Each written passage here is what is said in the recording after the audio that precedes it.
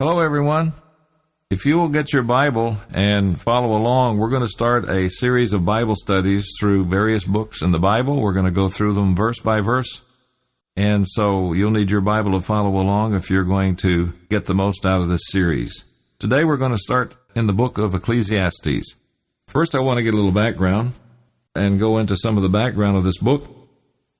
The book of Ecclesiastes was written by Solomon around 1000 BC, maybe more like 980 BC, but probably around 1000 BC, and it was inspired by God.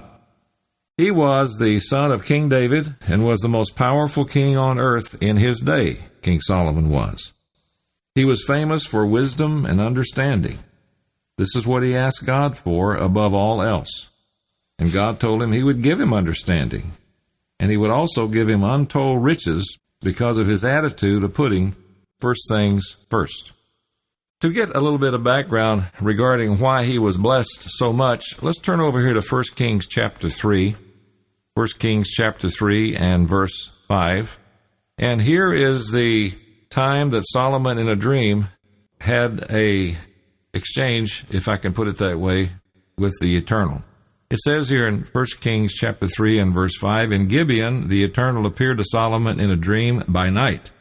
And God said, Ask what I shall give you. Now can you imagine God saying that to anyone? If he said that to you or to me, what would be our response? And of course he can do whatever he wants to do, God can. And so he said to him, Ask what I shall give you. And Solomon said, You have showed unto your servant David my father great mercy, according as he walked before you in truth and in righteousness, and in uprightness of heart with you. And you have kept for him this great kindness, that you have given him a son to sit on his throne, as it is this day. And now, O Lord my God, verse 7, You have made your servant king instead of David my father. And I am but a little child. I know not how to go out or come in. Now he was not a little child, actually, but he was saying, I'm as a little child here. I don't know how to handle this job. I'm way in over my head. Verse 8, And your servant is in the midst of your people which you have chosen, a great people that cannot be numbered nor counted for multitude. Give therefore your servant an understanding heart to judge your people, that I may discern between good and bad. For who is able to judge this your so great a people? Verse 10, And the speech pleased the Eternal that Solomon had asked this thing. You see, he didn't ask for great riches and great honor and great power. He didn't ask for any of that. He asked for wisdom and understanding so he could serve the nation of Israel. He wanted to be able to please God and take care of his people. And he knew he couldn't do that on his own. And so he asked God to help him. And that's what he wanted. That's what he asked first. That's what he asked for and nothing else. Well, look at God's reaction here. Verse 10, And the speech pleased the Eternal that Solomon had asked this thing. And God said unto him, Because you have asked this thing, and have not asked for yourself long life, neither have asked riches for yourself, nor have you asked the life of your enemies, but you have asked for yourself understanding to discern judgment, or a better translation, justice. Verse 12, Behold, I have done according to your words. Lo, I have given you a wise and understanding heart, so that there was none like you before you, neither after you shall any arise like unto you. But also, look what else God said in verse 13. I have also given you that which you have not asked for, both riches and honor, so that there shall not be any among the kings like unto you all your days. And if you will walk in my ways to keep my statutes and my commandments, as your father David did walk, then I will lengthen your days. What an amazing prayer, and what an amazing answer between Solomon and Almighty God. And so that pleased God so much that God made Solomon one of the wealthiest people on earth, but more important than that, he gave him wisdom and understanding like no one had before him nor after him. So that's the man that we are talking about here, and he wrote the book that we're going to be going through. This is one of 3 books that Solomon wrote. He also wrote Proverbs and Song of Solomon. Today we're going to start through the book of Ecclesiastes. We're not going to do an excavation per se, and just dwell on one verse or one passage and cross-reference and give all kinds of other material that will tie in with that. We'll do a little bit of that.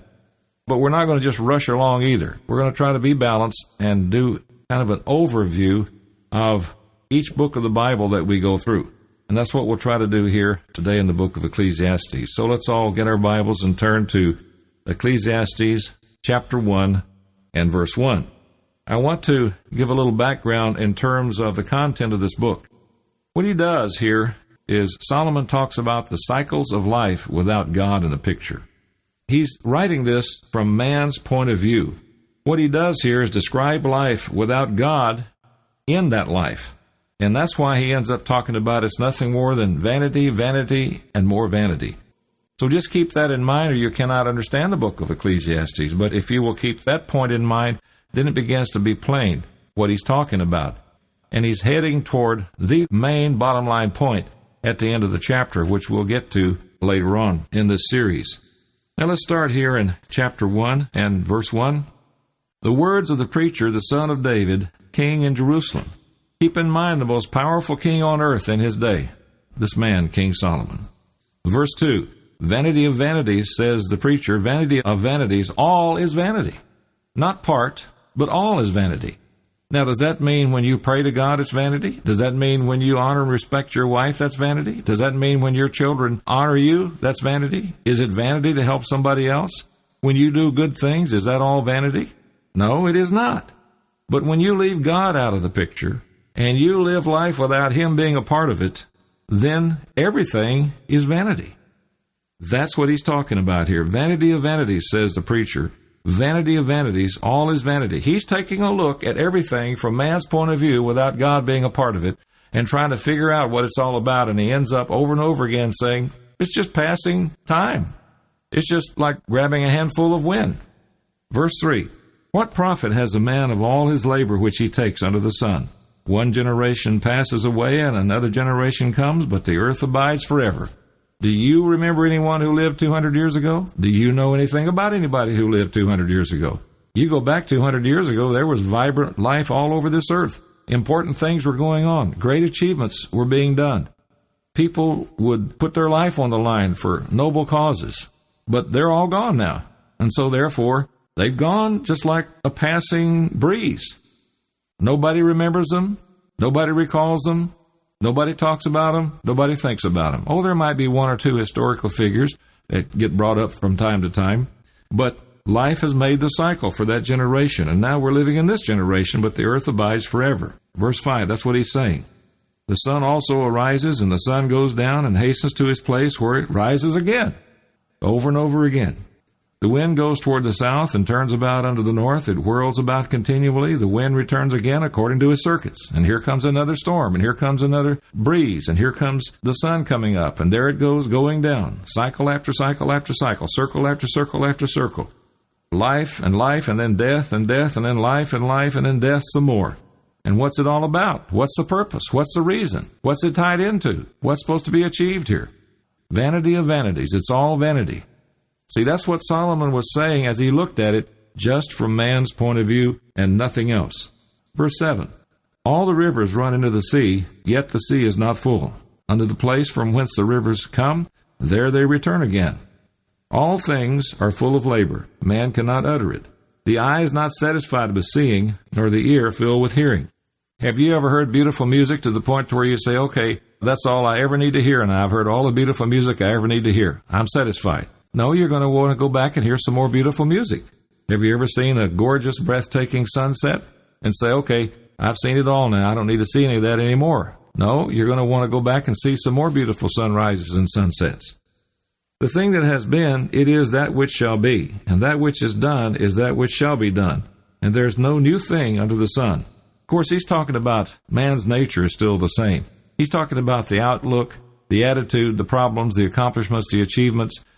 That approach that mankind has always had is the same. There's nothing new under the sun in that respect. He's not talking about Mach 3 bombers and computers and all the technology that we have today. They didn't have that back then. I won't take much time on this, but we could sometime talk quite a lot about this. The basic idea in the minds of so many people is man started at a lower life and has now graduated to this high level of life that we have today, when in fact it was the opposite. When you go back to the Garden of Eden and God created Adam and Eve, they were perfect in health and perfect in terms of their abilities and capabilities. And then they began having children. And so they were brilliant, and they were talented, and they were healthy. If you just check up, you'll see that they lived over 900 years, people back there did, 950 and more, some people did. But as time went along and laws were broken and man went his own way, then that began to exact penalties on the health, on the talent, the ability, the intelligence, so that heredity and broken laws have contributed to 6,000 years later. If we live 70, 80 years, that's a long time. And yes, they're intelligent people, but a lot of the knowledge we have is accumulated knowledge. In other words, what I'm trying to say is, yes, we can do a lot of things today, but in terms of intelligence and talent and ability, you go back to the days of Solomon, or you go back even further than that, you're not talking about a bunch of incompetent, bumbling, stumbling idiots, dummies. No, they were brilliant and smart, and they were able to do a lot of things. You study archaeology, and you study what historians and experts in the field of things in the past, and you will see they're discovering more and more incredible things that were done in Egypt, for instance, and other places by mankind thousands of years ago. So don't misunderstand what it says here in verse 9 when it says, and there is no new thing under the sun. It's talking about the attitude, the approach, the desires, the actions of man. Human nature is still the same. Is there anything whereof it may be said, see, this is new, it has been already of old time, which was before us? There is no remembrance of former things, neither shall there be any remembrance of things that are to come with those that shall come after. I, the preacher, was king over Israel in Jerusalem, and I gave my heart to seek and search out by wisdom concerning all things that are done under heaven. This sore travail has God given to the sons of man to be exercised therewith. I'm going to sit out and find out just what life has to offer. I'm going to drink deeply of the cup of life. I'm not going to spare myself anything. Whatever I want, wherever I want to go, whatever I want to be, I'm going to sit out and do it. I'm going to find out what life is really all about. I'm going to find out where I can go and what I can do that will at last fill this void inside me and really satisfy me. I'm going to find the fountain of youth, proverbially speaking. That's the attitude that he set out on in this quest, and he lays it out in this book of Ecclesiastes. I gave my heart to seek and search out by wisdom concerning all things that are done under heaven. This sore travail has God given to the sons of man to be exercised therewith. Verse 14. I've seen all the works that are done under the sun, and behold, all is vanity and striving after wind, vexation of spirit. That which is crooked cannot be made straight, and that which is wanting cannot be numbered. I communed with my own heart, saying, Lo, I am come to great estate, and I've gotten more wisdom than all they that have been before me in Jerusalem. Yes, my heart has great experience of wisdom and knowledge. I gave my heart to know wisdom, and to know madness and folly. I perceive that this also is vexation of spirit. Okay, I want to be smart, so now I'm smart. Okay, I want to be funny, so now I'm funny. Okay, I want to have a big good time, so now I had a big good time. Okay, I'll try to just be kind of half crazy. Okay, I did that. And it all adds up to this. It's just all vanity. You might remember the song many years ago. I think it was number 1. Peggy Lee sung it, and it was entitled, Is That All There Is? And she would go through what life has to offer, and she would experience it, and it was fun, and go to the circus with her dad, and it was all great. And then the circus began to pack up and leave, and she sat there saying, Is that all there is? You mean that's it? Is that all there is? If that's all there is, then let's keep dancing. Let's break out the booze and have a ball if that's all there is. Well, a lot of people have that question. They want to get somewhere and do something. When they get there and do that, it may be fun. It may give pleasure. But then they look around and say, what's next? You see, that's what Solomon is talking about here. That's what he experienced when he set out on this journey to dig right into life and to extract as much as he could out of it in the hopes that that would satisfy everything that he wanted satisfied, the 5 senses and the rest, the purpose in life. And he keeps coming back and saying, I perceived that this is just a grasping after wind. This is just vanity. Verse 18, For in much wisdom is much grief, and he that increases knowledge increases sorrow. In other words, the more you know, the sadder it gets.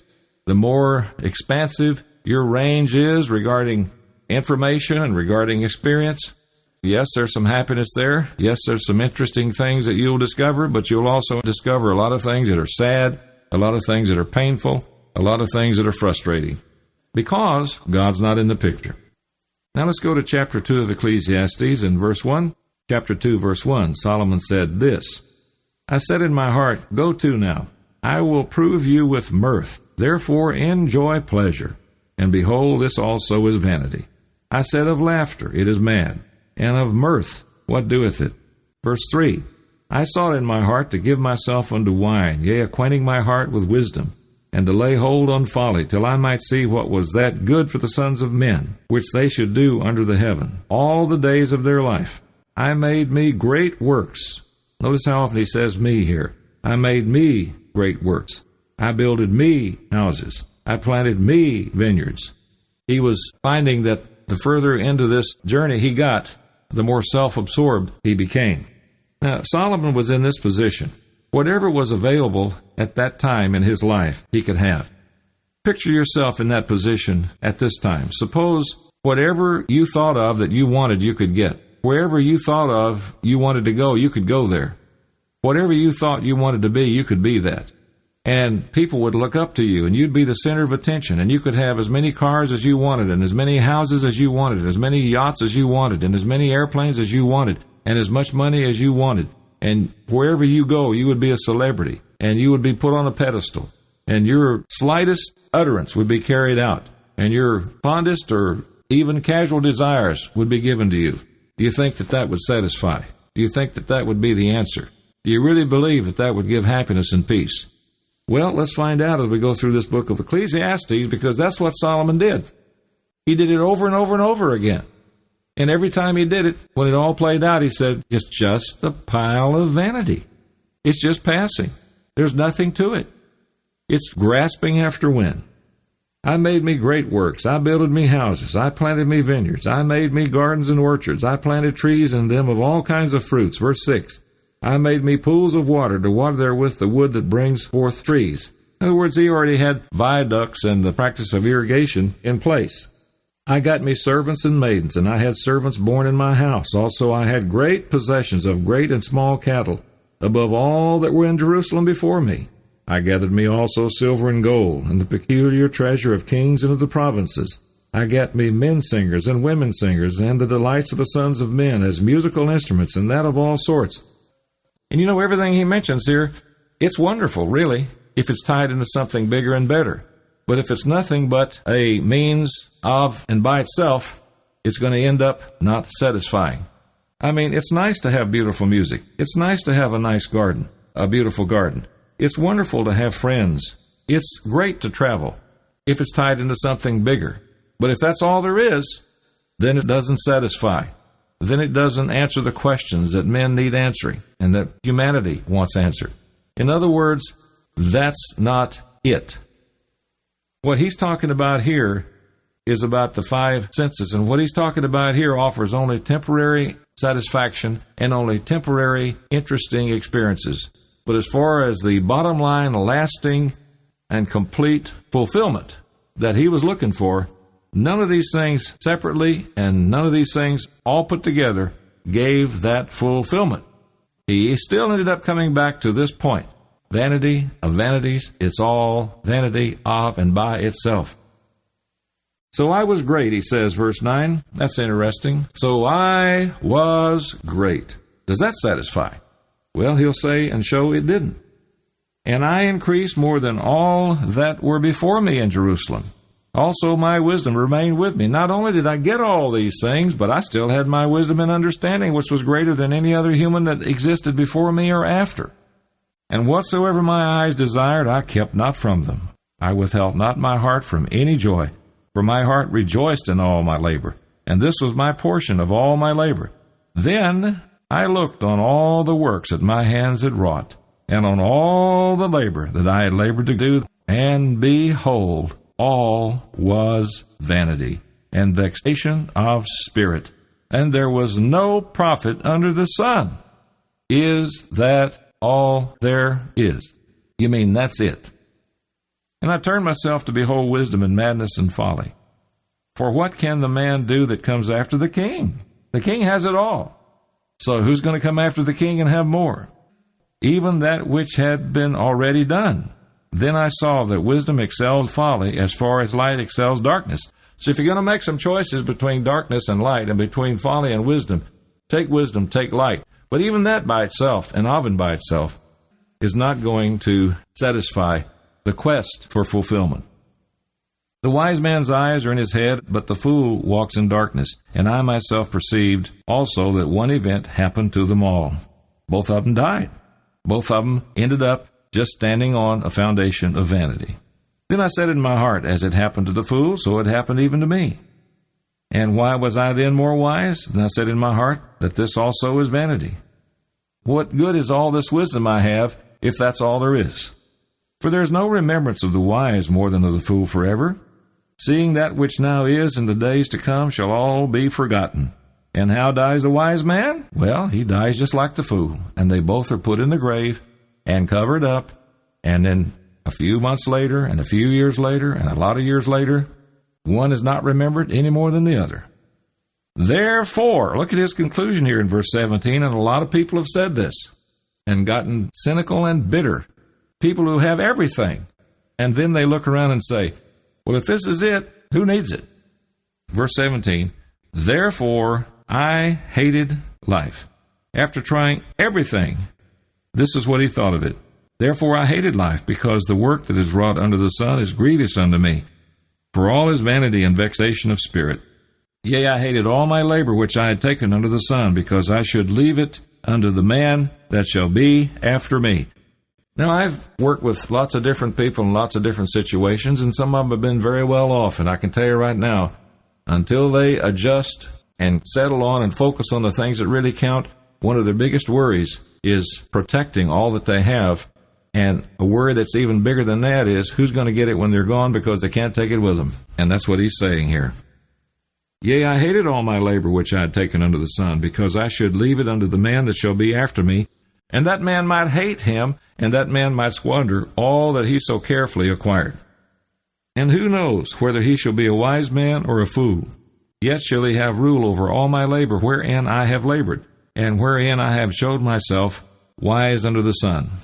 This is also vanity. Therefore I went about to cause my heart to despair of all the labor which I took under the sun. It just seemed hopeless. It just seemed so frustrating, so depressing. For there is a man whose labor is in wisdom and in knowledge and in equity, yet to a man that has not labored therein shall he leave it for his portion. This also is vanity and a great evil. Here's this man that's worked hard all his life, been diligent, been careful, been upstanding and upright, and he has acquired all these things, and then he dies, and this bum over here, this lazy, no-good scoundrel, ends up getting all that good man had acquired all his life. How can that be? Why is life like that? The conclusion that he reached, this is also vanity, not fair. And he began to get very jaded and very cynical about life, because he simply viewed life from man's vantage point. And if you do that, life can seem very unfair, it can seem very cruel, it can seem very hopeless. It really can, and it does. And frankly, if you leave God out of the picture, life is all those things. Oh, you may have some pleasure, some fleeting fun, you may have some good times here or there, and then when those good times end, what is next? Is that all there is? Notice verse 22 of Ecclesiastes 2. For what is man of all his labor and of the vexation of his heart wherein he has labored under the sun? For all his days are sorrows, and his travail grief. Yea, his heart takes not rest in the night. This is also vanity. If it's all physical, it's nothing. Look what verse 23 is saying. Work all day and worry about it all night. That's what it's saying. Work all day and worry about it all night. For all his days are sorrows, and his travail grief. Yea, his heart takes not rest in the night. This is also vanity. There is nothing better for a man than that he should eat and drink, and that he should make his soul enjoy good in his labor. This also I saw, that it was from the hand of God. Is that all there is? So let's eat and drink and be merry, and let's enjoy whatever we can, because when it's over, it's over. And, if we have that attitude and that approach, and our understanding doesn't go any deeper than that, even the eating and drinking and having fun is empty and hollow. He tried it, and he said that was what it was. For who can eat, or who else can hasten hereunto more than I? I've got this available to me more than anyone, and yet when I take advantage of what's available to me as the most powerful king on earth, my conclusion is vanity and vexation of spirit. For who can eat, or who else can hasten hereunto more than I? Verse 26, For God gives to man that is good in his sight, wisdom and knowledge and joy. But to the sinner he gives travail to gather and to heap up, that he may give to him that is good before God. This also is vanity and vexation of spirit. So now we've come to chapter 3 of Ecclesiastes, and as we go through this book, you're going to see that Solomon develops this theme more and more, and he gets more specific. He lays out more and more logical ideas and more consistent thinking on this matter of, here's what life has to offer. When you enter into it, just as a human being, leaving God out of the picture, you're going to do it your way. You're going to manage everything the way you think it ought to be managed.